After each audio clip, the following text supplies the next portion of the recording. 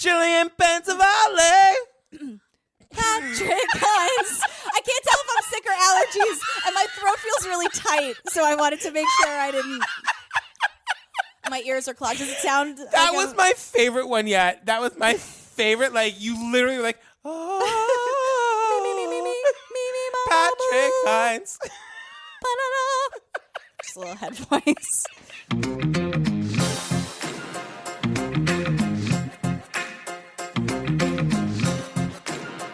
Hey, girl. Hey, girl. Hey, girl. Hey.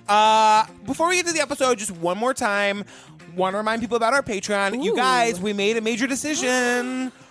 Our next Patreon is going to be The Staircase. The Staircase. And listen, we were saying this on the Patreon. We were going to do podcasts only because that's anybody can get podcasts. But The Staircase is on Netflix exclusively now. Netflix offers a 30-day free trial. Hey, you heard it here. Anyone with an email address has access to Netflix for 30 days. Email addresses are free. It's going to be super fun. We've got 3 more episodes of Serial to go. Yeah. It's getting crazy bonkers. My favorite episode is up very soon. Ooh. It's called Rumors, where we hear that's the second to last one. I know. We hear all the rumors that Sarah heard about, like all of the stuff that she's been saving. So all the things that hold no weight whatsoever. Exactly. You guys, in addition to Serial, of course, we've got the 2 full other bonus episodes, a whole bunch of mini episodes. We just added another mini episode about Jillian's trip to Vegas, which is hilarious. Fabulous Las Vegas. And yeah, you can find the link at patreon.com/truecrimeobsessed on our website. And spoiler alert, I'm not destitute. I made it. I survived Vegas. I actually doubled my chips. There's a great story about it on Patreon. Should I not mumble? Is that not good for editing? That actually isn't good for editing. Great. Girl. What are we? I say this every week because every week it gets crazier. What are we talking about today? Well, it's called Glory Daze, Daze. Yeah. And it's about the club kids of the late 80s, early 90s in fantastic, a.k.a. the cesspool that was New York City.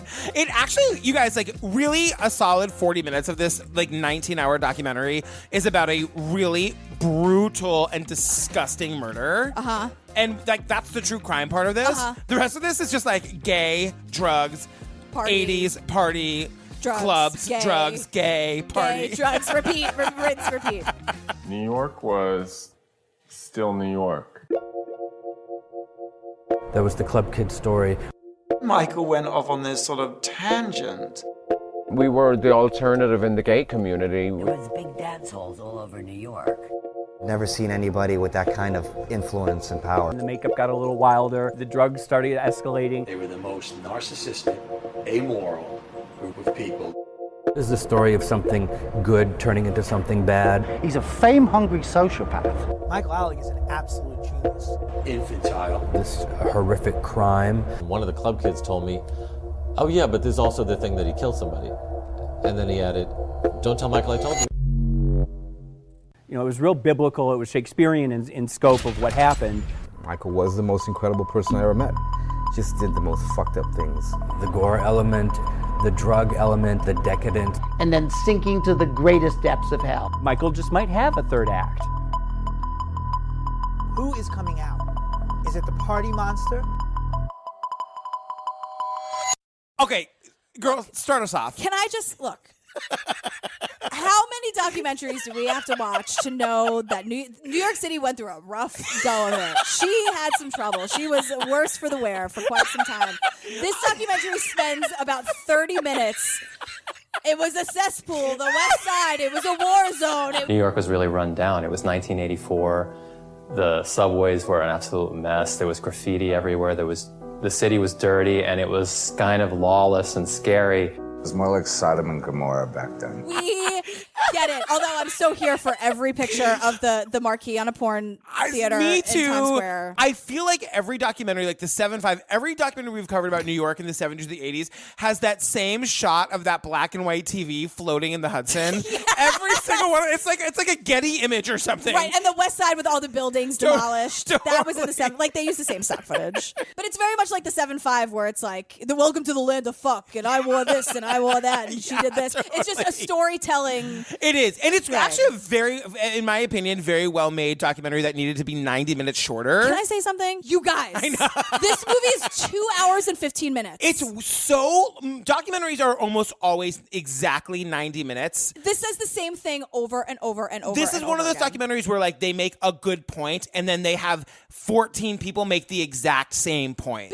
The one thing that the interesting point that they are making in the 40 minutes that they're talking about how New York was a cesspool is that super creative. It was super creative. So it was a dangerous city, but it was also an amazingly creative city. It was a city of subcultures. It was a city where street culture and fashion and music was just literally bursting through the sidewalks. Then the next point that is made is about Studio 54 and about how that there was no nightclubs in New York except for Studio 54. Only game in town. Halston and Liza Minnelli and Baryshnikov and Elizabeth Taylor and Truman Capote. Salvador Dali used to come there with like 5 drag queens and 2 madams.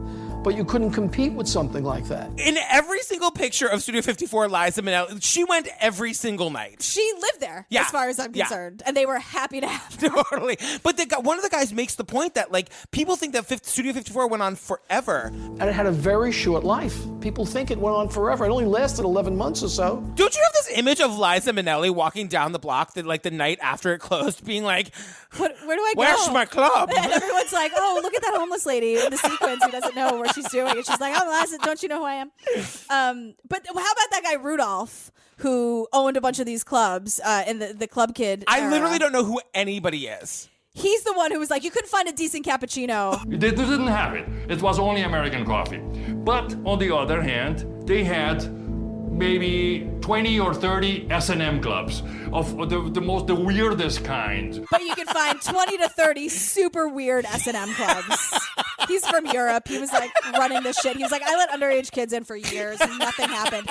Nothing happened, girl. I know. Say that one more time to the cameras. Nothing happened. There were underage kids rolling on ecstasy and drinking champagne all night long. Give me a break. Right. So the precursor to the Club Kids was Andy Warhol. If you guys don't know who Andy Warhol is, he was like the famous pop artist and The Factory. The Factory. So people know his art, but people don't really know his movies. And they make the point that he had created a subculture of famous people. He, in a way, had created this idea of a court of superstars that weren't Hollywood movie stars, that weren't necessarily rock stars. They were these alternative people. They weren't like movie stars or TV stars, but they were famous because they were in his like weird movies. Famous for being famous. Yeah. And so when he died, that whole scene died with him because he was running it. When Andy died, there was just this incredible loss in the creative forces. There was this sense of a sort of that generation or that era had finally come to a close. That was the end for them, and they stopped going out, and there became a vacuum in nightlife. So there are all these great photos of that time with Liza, but there's this amazing photo of Sandra Bernhard, RuPaul, and Isaac Mizrahi. Yeah.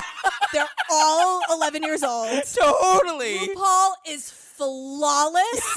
Like, she has owned that whole vibe and style. Totally. Like, I'm sure she had to like get into, but it looks like she has been running her shit the entire her Sandra whole life. Bernhard is solidly on her first face. It's amazing. That's what she looks That's the hardest I've ever made you laugh. Sandra Bernhard looks like a normal person. She's looking off, but she's still like mad at somebody. Oh, of course. Someone is scared of her and off camera. When Michael came, I think he came from Indiana. He was just a naive, nice kid, charming, nice kid. So then we hear about South Bend, Indiana. For 45 goddamn minutes. Can they pull back the hate? Is South Bend, Indiana really that bad? Boring. It's horrible. It's everything that people who live in New York don't want to be part of. And for somebody like Alig, gay, to grow up in South Bend you couldn't be more out of place than he was in South Bend, Indiana. I spent a year there one night. That stupid guy that did that ridiculous quote where he's like, I spent a year there one night. That's what you're saying about South Bend, Indiana. The point they're trying to make is that Michael Alig was gay and creative and super artsy, and he didn't fit in South Bend. Right. Have one person say that. But they come hard for South Bend, Indiana, and I'm like, is it that bad? Am I that sheltered? You guys, do we have listeners in South Bend? Somebody tell us how great South Bend is. I mean, we're here for you, South like Bend. now I'm going to be like the South Bend spokesperson. Like there's no way it's that bad. Maybe he didn't fit in. I'm sure he didn't. I'm not saying that was a problem. Right. But like everyone is like, South Bend was a shit. Because Michael Alig told you so? When you were fucking on ecstasy one night 30 zillion years ago? Totally. With the uns in the background, you're going to believe what the shithead piece of garbage says? He's a murderer. God. The mayor of South Bend is giving you the key to the city this week or next. I don't know exactly when this ceremony is. I will be there. Bells on. So Michael Alig comes to New York, and I don't know if he comes to visit or whatever. No, he's like, I hate South Bend. There's no space for me here, which you guys is totally valid. Yeah, that's valid. right. I'm not saying that. It's just like pull it back on South But Bend. he comes to New York City, discovers the East Village. The first person he meets in New York City, you guys, is Patricia Field. I mean, it's possible I met him when he first came into my store. Something that was just unreal, unbelievable to me that actually met Patricia Field that day. She was my salesperson. Pat Field, if you don't know who she is, she's best known for being the costume designer for Sex and the City. And stylist. But she started by just having her own little shop in the East Village. Yeah, and it was right on the Bowery, right near CBGB. Yeah. R.I.P. And it has that very Betsy Johnson, like that crazy, whatever you think Carrie's worst outfit is, that is Pat Field, to a T. And she's old and she's fabulous. She's got this long dyed pink red hair. She's got her shoes off. She's smoking. She's got dogs all over. She doesn't care. I want to be her when I grow up. She has this line later about how she was like, People just wanted to dance, and it's better than being on the treadmill. You exercise. I hate the treadmill. Yeah, it's like Pat. Right. Loving you and your style. Put down the cigarettes. So the reason we're meeting Pat Field is the first person who he meets, just of course, that's the first person. Yeah. Is now we get this 8-hour montage of everyone in the movie, anyone Michael Alig's ever met, describing him. Some people hated him on sight. Some people couldn't read him. Some people thought he was very charming. We get the spectrum, but really, even the people that didn't like him kind of have to admit there was charm to him. I don't see it. I don't buy it. We hear this throughout. Yeah, I don't get it. Same. I think many other characters in the story are way more charismatic and charming. Yeah. My first impression was Michael Alig wasn't an impression. I couldn't figure him. I didn't know if he was smart or crazy. Twinky little twit, very gay, very full of ideas, very imaginative, lively. Michael Alig recognized that there was a hole in the industry when the Andy Warhol crowd stopped going out. Right. And Michael Alig decided he was going to fill that hole. Right. And he was going to be a promoter, and he was going to make these parties happen and whatever. If somebody insists for long enough that he has a great new idea, well, maybe he has a great new idea. So let's give him a chance. Suddenly he was everywhere. Everywhere I turned, there was Michael Alig. And the next thing I knew, he was handing out invitations. And I was like, oh, he's a promoter now. Well, one of the first people he meets is this guy, James St. James. James St. James is a holdover from the Andy Warhol era. Yes. And he befriends James St. James, and James St. James, loves him but resents him at the same time. We clicked when we talked. But he made me uncomfortable because I knew that my time was coming to an end. This was my celebutante era, and I was over. I was out. I was done.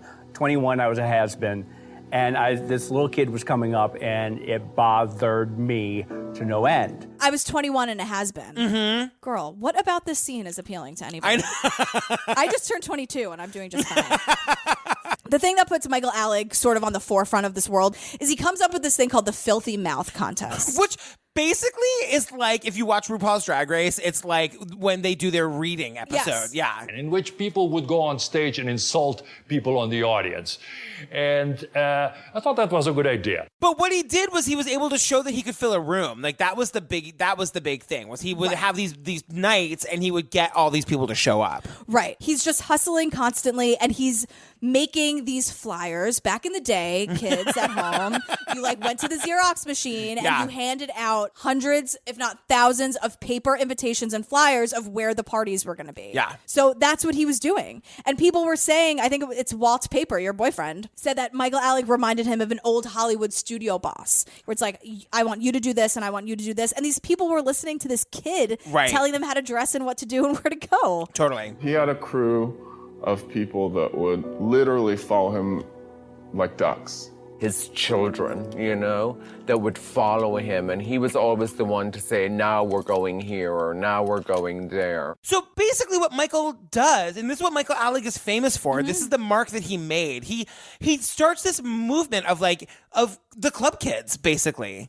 Out of nowhere, the club kid movement kind of exploded. It was all these underage kids in crazy costumes that you couldn't even imagine. Well, it wasn't fashionable. It was actually anti-fashion. And it was anti-posing. It was in your face. It was loud. Clowny. Juvenile. Character. Almost cyber-like.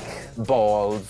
Sort of deliberately foolish, deliberately uncool. And then we start meeting them all. Yeah. We need to. Do you want to start our 42-part series about Amanda Lepore now? Should we do a little trailer for it? Yeah. Amanda Lepore is, first of all, Amanda Lepore is a transgender. I'm not really sure how she identifies. She was the muse of David LaChapelle, that famous photographer who might be best known for doing my book cover. Yes, girl. Yes. Here, row bells for all of you. Everyone been mentioned in the last 10 seconds. But she is a. Well, it doesn't matter what she is. She's glam. She's glamour. She is all boobs. She looks almost like those red lips, huge lips, like 1940s pinup girl kind of. Anyway, the point of this whole story is that Amanda Lepore is a major part. Not even a major. She's interviewed for this documentary, and you see people being interviewed in closets, on rooftops, in basements. Amanda Lepore is in a limousine. She's in the back of a limo. She is dressed in that, again, another Madonna, that skin-tight, Breathless Mahoney black dress. Totally. Not a hair out of place. These gigantic diamond earrings that go down past her shoulders. Yeah, totally. Perfect red lips. And she's just sitting there as demure as ever. And the things she's saying are so ridiculous, but she's like, well, that's just what it was. And it was, for her, she was such a main player then. Totally. But, where is she going? I know. Where did they pick her up? I just love, she's in the back of that limo, the champagne is there. I know. And she's just like, that's just what happened. And he would have women's underwear on and makeup. It was sort of like a gender fuck kind of a thing. So this is also when they're like, we get 45 minutes. They were outcasts. They were freaks. They didn't fit in anywhere. And I love that they all found a place. Yeah, totally. That must be super hard to come from South Bend, Indiana, which I'm sure is lovely this time of year and all year round. But to find people who are I want to wear this crazy thing, or I want to, they all found each other. Yeah. And that's excellent. Totally. But the point is that they came to New York and they were the in crowd. When we were growing up, it was a whole different ball game. Most of us went through pretty tough times. They would come to New York for acceptance. That initially was what was so magical about coming to New York and meeting these people. It made its mark because it screamed loud and clear and everybody heard it. We got to New York and all of a sudden we are the ringleaders. We were the big insiders. So now we're at the limelight. So there's this whole story where Michael Alig had been promised another club at the last minute. The guy shut it down because he was afraid that something was going to eventually go very wrong with the club kids, and he was right. Yeah. So this guy, Peter Gatien, who was a major club owner, decided to give Michael Alig the limelight. When Michael first took over Limelight, nobody believed that it could be done because the Limelight had been around for 10 years and it had never been cool. When we met Peter Gatien, the Limelight was called the Slimelight. I remember Michael and I walking in there, and I'm telling Michael, are we sure you want to do a party here? But it was a very club kid thing because it was a church, and then they'd have people, go-go boys and girls on the altar. It was very fuck you, we're going to do this and whatever. So Michael Alig takes it over, and all of a sudden the Limelight is the place to be. So the Limelight became the hot place to go. That's where the energy was. That's where the excitement was. That's where the sex was. That's where the drugs were. And it didn't matter if you were underage or not. But if you were cute, all doors opened. It had a lot of energy, and it was exciting. It was something I'd never seen before. I couldn't believe it. Right. Because, first of all, this is where we hear everyone talking about, because this is important, everyone talking about how Michael Alig never did drugs and he hated drugs. And he would, if you were doing drugs, he'd take it and flush it down the toilet, which is girl. Michael never used to drink or take drugs when I met him. There was no way you could predict that Michael Alig would do what he eventually did. I mean, they didn't even do drugs, these kids, at that point. If anybody was doing drugs, it was not in the open. He would find it where we were, and he would grab it, and he would flush it down the toilet. He was squeaky clean. He was irritating and humorous, and he would pretend to be fucked up. The second we would enter limelight, he would pretend he was drunk and fall. It was just all a game. Michael hated drugs. But he wasn't doing it as a way to I care for your health. He just wanted everyone to do what he wanted. Right. But then later on, he ends up loving drugs. But it's important to know now. Yes. So he does this thing called Disco 2000. It's like his big party. It was every Wednesday. Yeah. And it was the best club night in town, which is like a Wednesday. Disco 2000 proper was amazing. I mean, you'd have a club in the middle of the week on a Wednesday, filled the entire club. It wasn't like just one room every week until 5 o'clock in the morning, and the crowd was classic New York. It's like Disneyland on crack. It was awesome. And this is when it's now suddenly tons of drugs everywhere out in the open, people having sex out in the open. It was just anything went. It was just crazy. And that was when everybody was just in the bloom of their youth and everybody was just fabulous and the outfits got a little crazier and the makeup got a little wilder. The drugs started escalating and everything just sort of coalesced at Disco 2000 and it became Michael's signature. And now we're really learning about the drugs. So I think your boyfriend Walt's paper tells us about how $15 through a hole. This is how insane it was, guys. It was really just a fucking free-for-all. Yeah, and nothing about it is appealing to me, except for the vodka. You would put $15 through a mystery hole. Right. Where you'd stick $15 through a hole and it'd give you a rocks glass of vodka, champagne, and crushed mushrooms. Vodka, champagne, and shrooms. Shrooms. I know. I don't know why that sounds fun. That sounds actually awful a great to me. deal. You guys, but this is one of my favorite parts. We now learn about the outlaw parties. Michael Alig is really famous for this. Yeah. These outlaw parties were things where Michael Alig would just again, this was pre-internet, pre-social media. Somehow he would just let his network know to show up at this place. Paper flyers, all super colorful. He'd just print out thousands of them. This is a tradition in nightlife where you organize everyone on the sly to show up at some public event, whether it's a subway station or a sanitation dump. And then he would have them in a supermarket. He would have them in a Dairy Queen, or he'd have them at McDonald's. We could do it anywhere. They'd go to a deserted bank, and he drew thousands of people. We'd all pile in. And you have a really concentrated party for 10 or 15 minutes till the cops find out about it, show up, and break it up. The 80s version of a flash mob. Okay. Let me get this straight. Literally. Yeah. Because before this, they're also... Let me get this gay. I wish. So you would have to spend hours and hours and money. Where's the money coming from? I don't know. Right, totally. To get decked out. These costumes, you guys, are unreal. I mean, the attention to detail, they really are. Again, where's the money? Yeah. So you would spend hours and hours conceptualizing it and putting it together and then being so uncomfortable because I didn't see a single comfortable shoe. You're just no, it's like New Year, the morning after New Year's Day. Right. Everyone is just battle scars trying to walk home. You do all of that to be super uncomfortable and go to a fucking McDonald's in Midtown because some idiot told you to. Right. And then party for 15 minutes until the cops come and tell you to go home. Can't we just drink vodka and talk about the people we know? Whatever happened to fun? Whatever happened to that? My favorite was they were talking about one of these outlaw parties happened in a subway station. He took a party again the following week in the train station. By the time police came, they all ran. By getting on the train and leaving. It was hysterical. And when the police came, all the club kids just got on the subway and left. Oh, good, it's our stop. Oh, good, the train is here. They would go to the post office on tax day. That's messing with people's livelihood, ladies. 1,000 people showing up and doing a fashion show on the stairs. Not letting you get your tax return postmarked on the 15th. That's very important. My husband would not be okay with it. Girl, same. And taxes scare the shit out of me.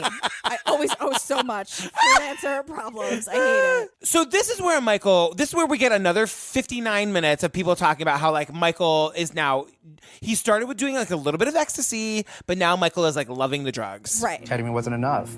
Ecstasy wasn't enough. And so he just discovered heroin. Of course, once you do heroin, you're done. His behavior started becoming really erratic. But there was quite sinister kind of drug-related stuff going on.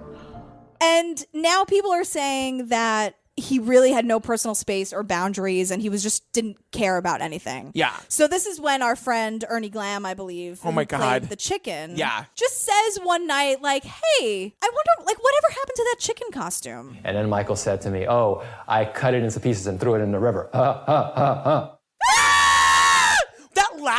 That laugh will give me it's Rachel in the closet. It's terrifying. Let me tell you, I'm pulling my hair out. I cannot wait to tell you this. I've been sitting on it. Oh my God, tell me right now. The closed captions say creepy laughing. When Ernie is doing the impression, it just says in parentheses, creepy laughing. I'm like, closed captions, girl, you're here for this, as am I. All right, so at this point, future Trump lawyer Rudy Giuliani.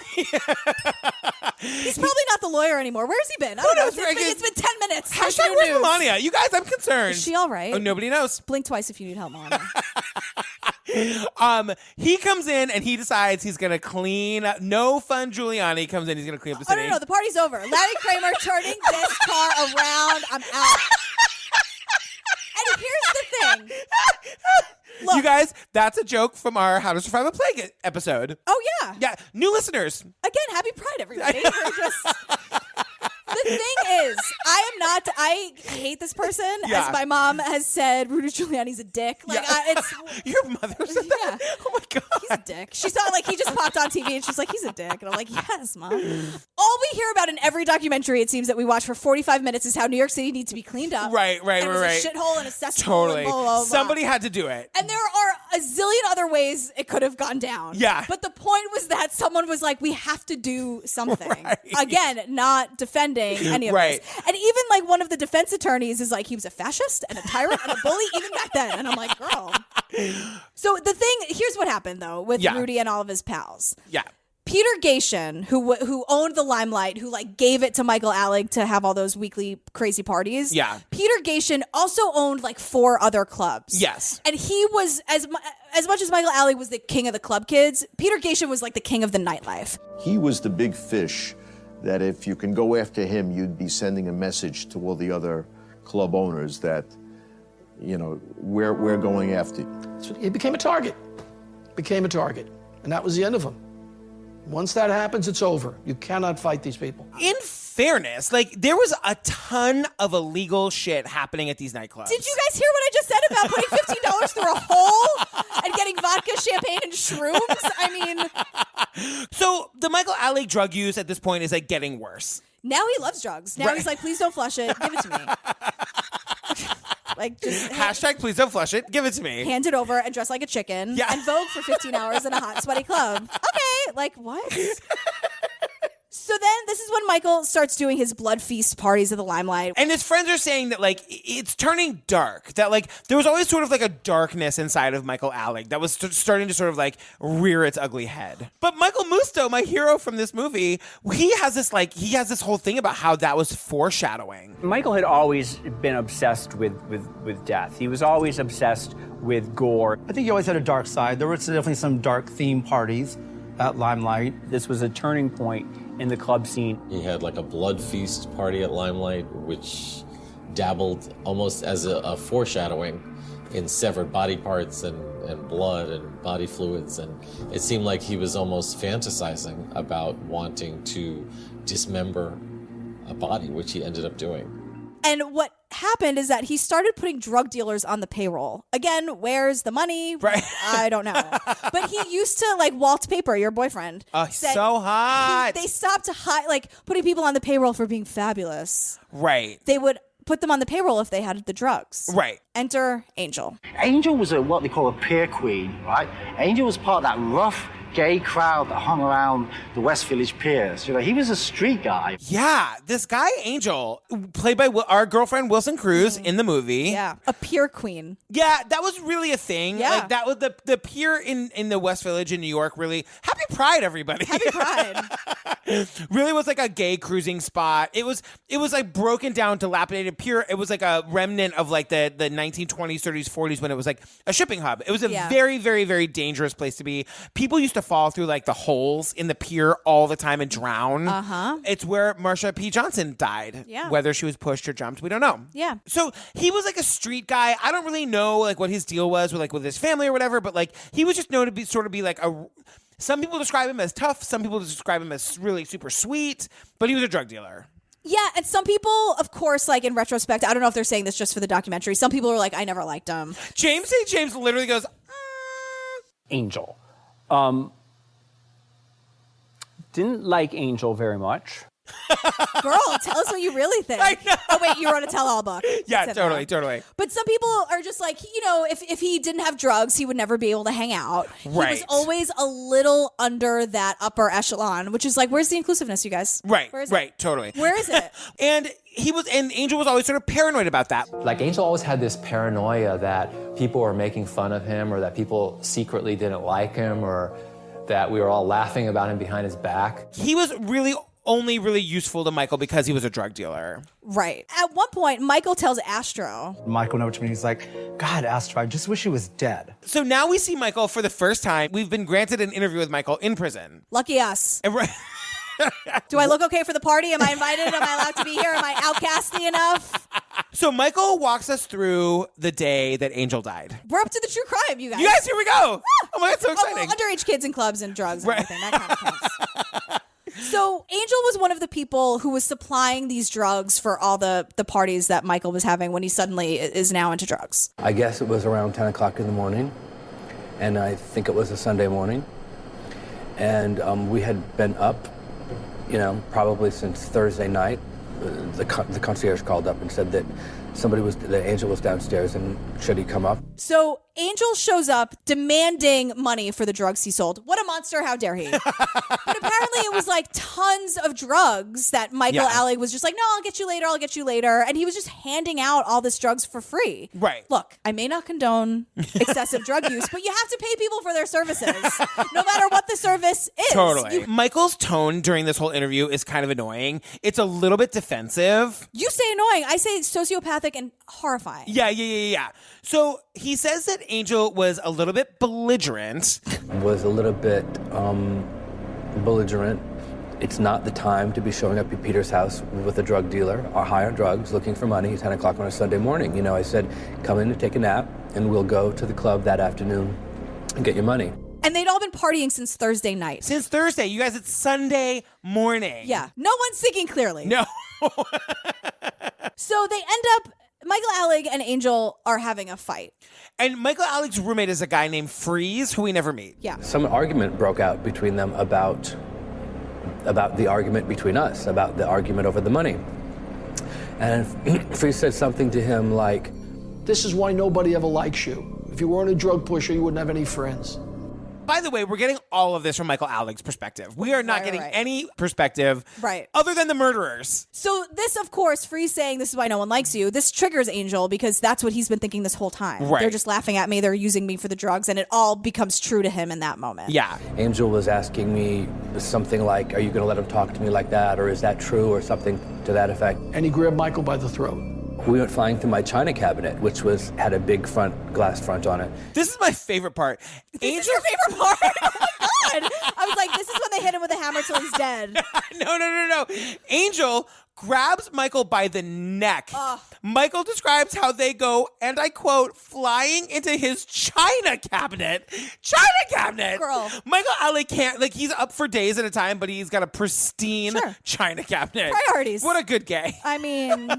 And Michael is now describing that he has a shard of glass sticking out of his back. There's blood everywhere. Right. He contradicts his own story in 5 minutes, but okay. Yeah, sure, girl. Whatever. I remember taking a sweatshirt and wrapping it around my hand because I was smashing in his face and trying to push him off, and he was biting my hand, biting my chest, and Freeze was trying to pull him back, and I was trying to push him off, and he just reached around for whatever he could grab. Grabbed a hammer, clubbed Angel 2 or 3 times, and he finally did stop biting me, and he fell back, and at this point, me and Daniel were all on top of him on his stomach. They both finished him off with a pillow and shooting him up with Drano. After that happens, they think he's alive. Right. Michael Alig says that it didn't even occur to him or Freeze that Angel would be dead. We had no way of thinking that there's nothing in our frame of mind that he was dead. I mean, it wasn't even something that we were thinking could have been. I mean, we were just unconscious, and it was kind of a normal situation to have unconscious people around the house. Angel. So they decide to revive him by putting him in the bathtub. And submerging him in water. So what they did was, here's what happened, according to Michael Alig. And like this part I believe, because this is the most fucked up part about it. What you are supposedly supposed to do when someone is unconscious, which Michael Alig has a lot of experience with, girl. He was like, we submerged him in water, and when he didn't gasp for air, we knew something was wrong. When he didn't gasp for air, it took us a moment to realize what exactly that meant. And I know that right now, and probably anybody watching this would think, well, why didn't you call a lawyer?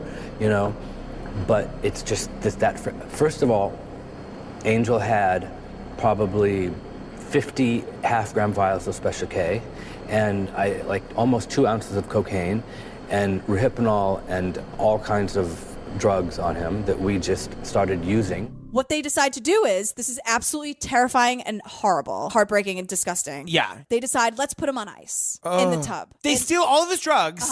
And then peace out and just party for a week and leave him there. Can you imagine?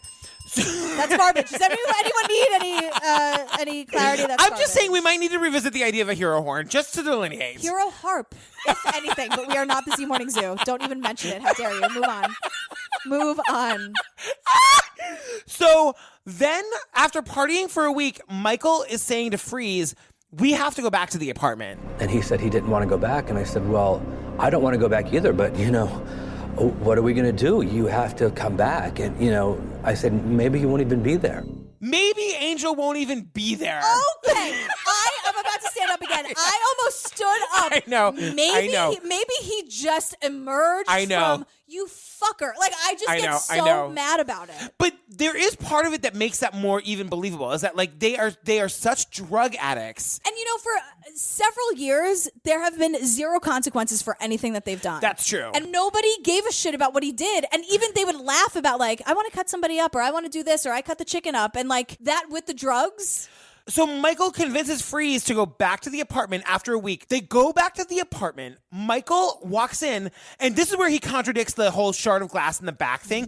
When we walked in the apartment, everything seemed like completely normal, like didn't look like any fight had gone on or anything. I mean, the china cabinet was broken, and there was glass and a little bit of blood on the couch. Just like drops of blood on the floor, like a little blood on the Yes! couch. But like, oh my God. Totally contradicts. Why did she go to the fucking hospital? He's telling this story 1 minute ago. He said that he was covered in blood. There's blood everywhere. You're so right. If that actually happened, that would be the most infected. Can you imagine that apartment? No, right. Worse than the Fantastic Lies bathroom. Are you kidding me? So he's saying, like, maybe Angel wasn't there. Maybe I dreamed this whole thing. Sure you did, girl. When we went in the bathroom, I mean, I knew that he was going to be there, but like I was really hoping that he wouldn't be, and he was, you know.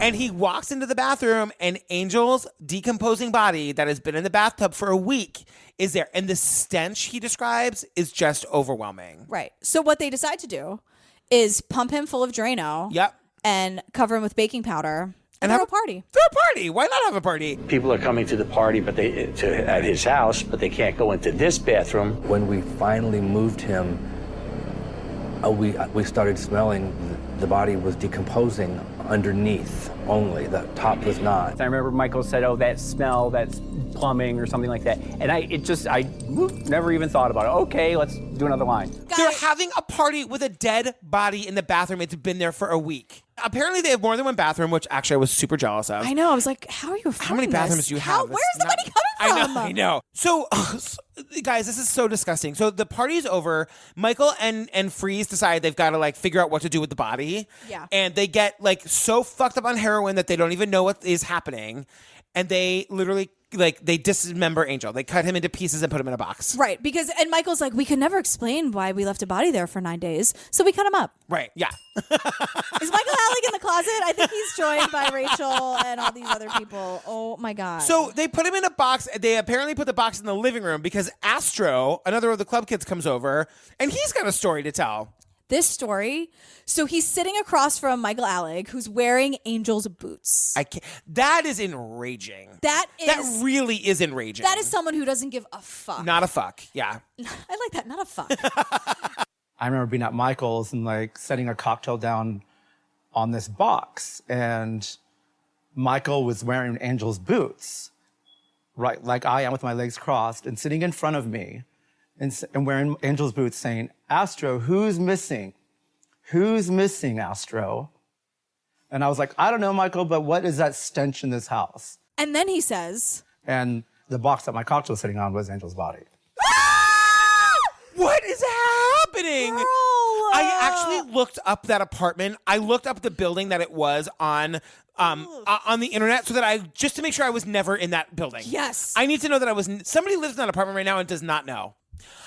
Okay, so continuing to make great decisions, Freeze and Michael take the body downstairs on one of those luggage carts and get in a taxi. Not hot dummies, just fucking dummies. Just like murderous We don't know what dummies. Freeze looks like. I'm assuming not a hot dummy. We went to Tunnel for some strange reason and just stopped right in front of Tunnel and asked the cab driver to help us take the box out of the trunk, which he did. And then we asked him to help us lift it and walk across the West Side Highway to the river and to throw it in the river. Taxi driver gets his $20, has no questions. He asked one, and he was like, why? And they right. go, it's dishes. Right, totally. Girl, donate those dishes to Housing Works or whatever. Don't throw them. You don't throw dishes in the river. Right. Also, like, the not hilarious part is that they think the box is going to float. It doesn't. Michael Musto thinks that's hilarious. Because they forgot the crucial thing. You're supposed to puncture a hole in the box, so it'll sink. He's Columbo all of a sudden. He's like, they forgot just one more thing. You should have poked holes in the box. I'm like, all right, Michael Musto, I see you. And then the cabbie drives them back to their apartment. So this guy should be, and where is he? He's a crucial witness in this entire story. And this is when Pat Field is like, look, his brain took a coffee break. He was smart, but he let his brains go out on a coffee break at that point. Pat? I know he was super fun and super gay. He's got to be held accountable. His brain took a coffee break. Patricia. I will not stand for it. I will not. I love you, girl. I do. You're a visionary. Took a coffee break. I never thought I would be in a position where I'm garbage belling Pat Field, that genius. Okay. I actually have in my notes. Okay, girl. Okay. Now we get 45 minutes. This documentary is 89 hours long. We get 45 minutes of, like, the friends talking about where Angel is. This was actually kind of fascinating that, like, one of the cops on the case tells us that that particular time we were like in a tropical storm. So for all intents and purposes, this body should have went out to sea. But because of the storm blowing everything in, it washed up on Staten Island. Well, then we meet Sir Ralph Django. Ralph Django describes that the box was found by 2 Utes. And it was discovered by some Utes that were along the beach. We are now suddenly in My Cousin Vinny. Where's Marissa Tomei? I know. You know that there were several drag kids, party kids dressed as Marissa Tomei in those skin-tight dresses that she looked fantastic in that movie. But he's also describing how, like, the kids were poking at the box. Like, the Utes. The Utes were poking at the box thinking they were going to find something like a treasure, and they saw an arm. He goes, they seen an arm. Girl, Ralph, I love you. 2 Utes seen an arm. Bada bing, bada boom, we got the guy. It's over. What's the matter?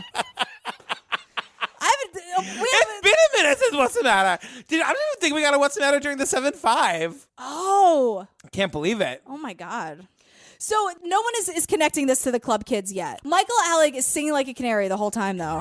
When I asked Michael what happened, he gave me like some really flip answer, suggesting that something terrible had happened to Angel. I couldn't face my friends without telling them what had happened because I felt like every minute I'm spending with him, I'm lying to them. We knew he couldn't possibly have killed Angel because anyone who's going to murder someone isn't going to go around admitting to it. When people asked him at Limelight, have you seen Angel? He made a joke. I said, yeah, I killed him, I chopped him up, put his body in the trunk and threw him in the East River. Everyone thinks it's a prank, except Michael Musto. Right. Because Michael Musto, you guys, cracks this thing wide open. Because he spills all the tea in the voice. Yeah, totally. There's no tea left. He's spilled all of it. Because Michael Musto has heard all the stories, and he just writes an article where he's like not even doing journalism. He's like, this is what everybody is saying. So I ran, here's exactly what people think happened. and I put the details of the Drano, the pillow, the chopping the body, the throwing it into the Hudson. And then Page 6 picks it up like they did because he was always at the front line of like all the gossip. Totally. And then like some cop is reading Page 6. Months later on, I'm reading a newspaper. In the post was a body that came up on the Hudson River. That torso, it fitted to a T. Legs cut off, hit in the head with a hammer 3 times.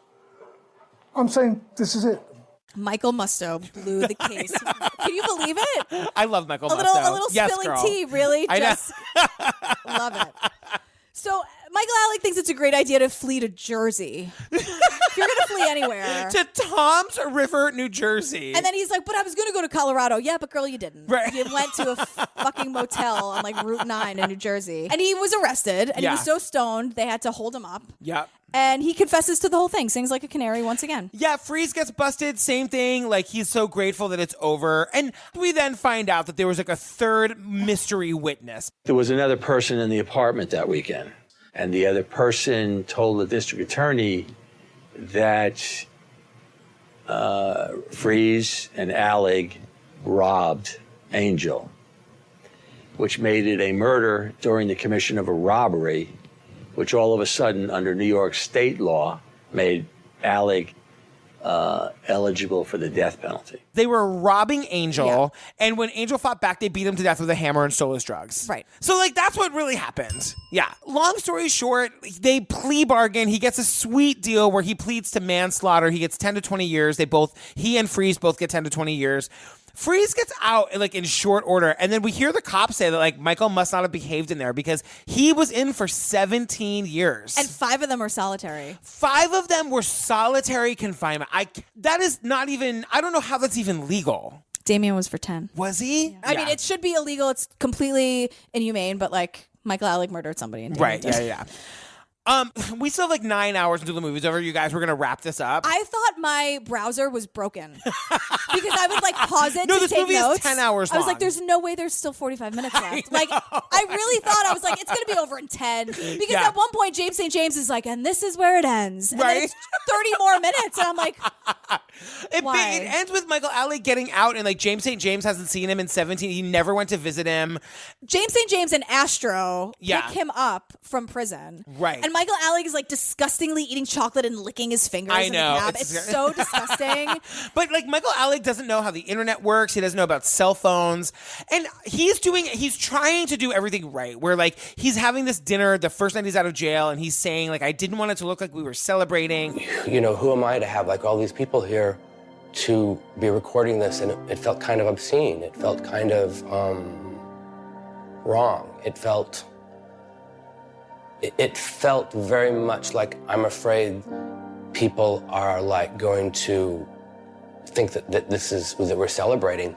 But the point is that he is celebrating. And then there's that scene with him and James St. James laughing at the river, saying, is that Angel? Oh my God, this is a beautiful day to throw a body into the river. What a nice place to dump a disposable body. Oh, a great shot. We should come back every year. We should throw another body. We should throw a body over here. Lovely spot for body throwing. A little body tossing. Also, your mic is hot. Like, you know that you're being recorded And right you now. left him there for 9 days. There's something about, and the Kenny girl, I love that voice and that hair.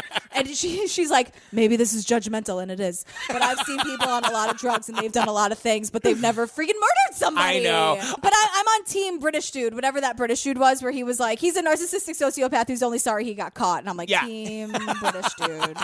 And like, you guys, it kind of just ends with like not really an ending. It just ends with like Michael Alig, like he's back, he's in the scene. Him and James St. James are hanging out. They're running around town. Mm-hmm. The end of my notes are in caps. I don't care. Why is this movie still going on? And then space. Now he's crying. Who cares?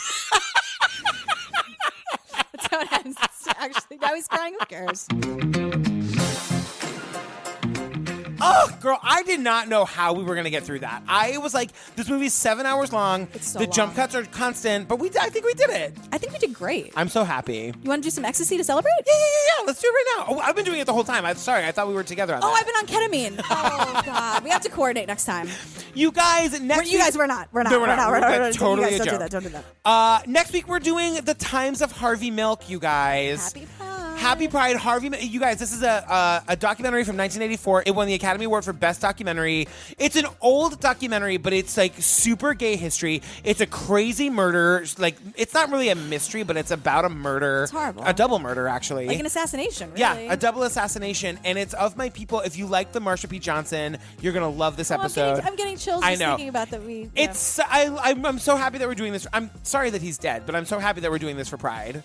Yeah, it's all about spreading awareness, and we have these voices and this medium, and I'm happy to be a part. Thank you for letting me be a part of. Well, sharing thank you this to the story. listeners for joining us on these super gay journeys. I mean, I think they're here for it. As am I. You guys, don't forget to check out our Patreon. We are up to episode 9 of Serial. We just did another mini episode of Jillian's trip to Vegas, and a whole bunch of other There's things. just a whole lot going on. Yeah. Girl, where can they find us? At True Crime Obsessed on Twitter, no ED, truecrimeobsessed.com, and come hang out in the Facebook group. Oh my God, it's the best. True Crime Obsessed Podcast Discussion Group. Can we change that? It's such a mouthful. I know we can't now because we've said it and those episodes live forever, but I just have to get better at saying it. No, it's great. We have the most fun. Where can they find you? At Jillian with a G on all the things. I'm at Patrick Hines on the Twitter, at Patrick Hines _ on the Instagram. Stay tuned for our hilarious outtakes, TM. And our palate cleanser this week is going to be from Mean Girls, a brand new Broadway musical. Feels appropriate. Great. We love you. We love you. Okay, bye. Bye. There are 15 million lesbians and gay men waiting to hear your voice. In San Francisco, they can come out and not have to worry about their jobs. The white, non-gay, very wealthy establishment have to deal with me.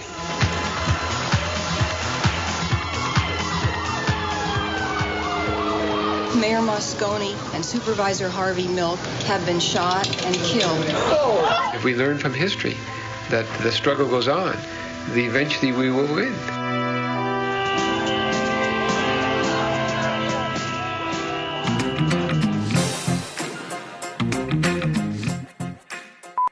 I was talking. Oh, wait, wrong podcast. Wrong show. That's myself all day. Just another man talking over me, telling me not to speak. Do I do that? You just told me not to say anything. Shh. It's different when we're exactly. We're so obnoxious. Save it for the air, but it's so true. It is true. Don't talk. Well, there are nice ways to say it, and then there's how you just said it. So he comes to New York, and he's apparently very smart, and he gets a full scholarship to Fordham. Do you know that that's where I went? I went to Fordham. Oh, really? Yeah. So that's that story. I think Ernie Glam is the skinny guy, the one who has the Monopoly poster in the background. Oh, yeah. His birds keep chirping during every single interview. He's like, so that was the time. That was the time someone drank their own pee. It's like, girl. You know who we haven't mentioned? Joanne Whitkin. Joanne Whitkin, Michael Alig website manager, and her cats. Oh, yep. She saw Party Monster and reached out to Michael Alig and became his friend on the internet. Great. Good job.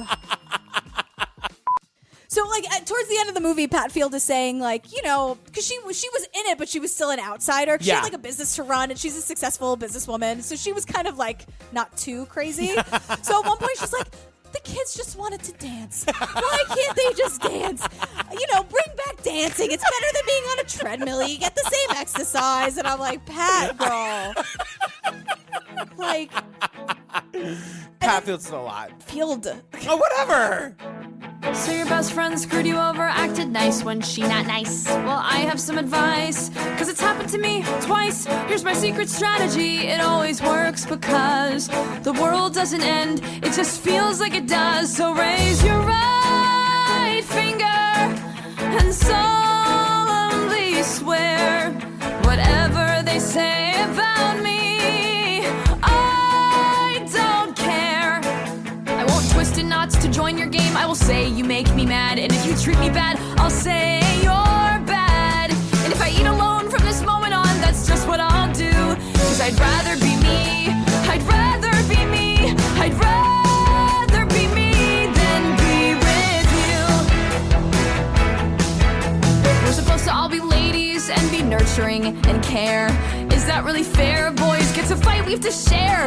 Here's the way that turns out. We always understand how to slap someone down with our underhand. So here's my right finger to how girls should behave. 'Cause sometimes what's meant to break you makes you brave. So I will not act all innocent, I won't fake apologize. Let's just fight and then make up, not tell these lies. Let's call our damage even, clean the slate till it's like new. It's a new life for me, right?